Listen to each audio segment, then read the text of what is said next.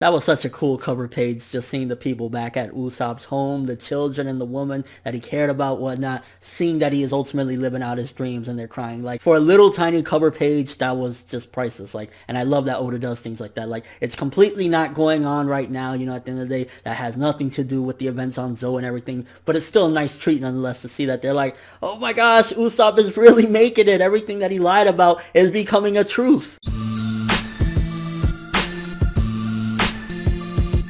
And most of this chapter, again, focus on what happened on Zoe prior to Luffy and them getting there. Like, honestly, I think Oda should have just showed this going on while everything was going on in Dressrosa. I think that would have made things a lot more interesting and exciting than just constant, like, Toy Soldier-san and everything like that we had to go through in Dressrosa. Like, we should have seen what was going on with Sanji and them at the same time, because I think that would have break and take some of the edge off of everybody, how we felt about, like, we're still on Dressrosa, and like instead of going, you know, flashbacks to, I think it would have been nice to be simultaneously going on so we could get breaks from Dressrosa from time to time. I think nobody would have complained at that point about Dressrosa, because we would have been like, oh shit, stuff is going on Zoe and it's epic, like, and we could come back and forth. Whenever things get boring on Zoe, go back to Dressrosa. When things get Dressrosa boring, we go back. Like, that would have been a nice touch. And finding out about Jack, his zone fruit, like, I'm pretty sure all of those people that were zones or whatever, especially Jack, I believe that those are all from the fake devil fruits that they were using, that Kaido had for his army or whatever. So I think there's a possibility that there's going to be some defects to these fighters, and I think that when they do go into a big brawl with either the Straw Hats or something,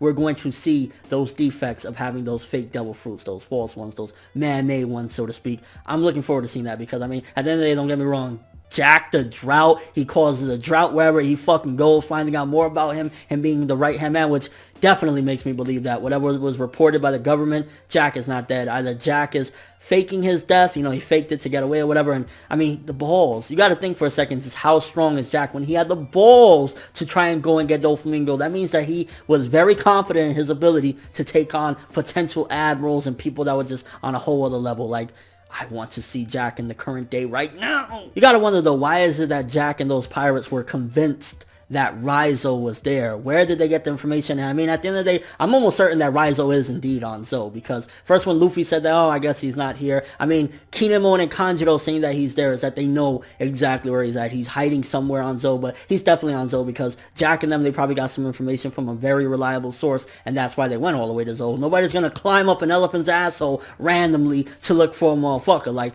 Raizo is there. And also, why are they looking for Raizo? Did he hurt somebody? Does he have a special ability? Maybe whatever his ability is, they wanted it, either that or he owed them something. Like, what is the reason for them to search for Raizo? I mean, Kinemon and Kanjiro, that's their people, they're from the Wano Kingdom and everything, which, nice explanation for the most part why the Minks really hate those people. It's like, you motherfuckers, it was because of you that our place ended up getting raided and shit like that. But yeah, why is it that they're in particularly searching for Raizo? Another main question that I felt this chapter brought forth a couple different questions. I mean, we got more of the backstory, but it definitely arose a lot of questions as well. And I mean, Kaido got a great army, but sometimes I'll be thinking to myself, okay, we know from what we've seen thus far about Kaido and his group, I mean, his group is phenomenally strong, and, you know, he was using these man-made devil fruits and everything to get them even stronger, but what is it with Kaido? Why would he want this strong-ass group and do all this stuff if his main quest is to die? He wants to die. That's why he jumped up from all the way down and fell and everything. Like, why is he making this giant pirate group and trying to start shit? Like,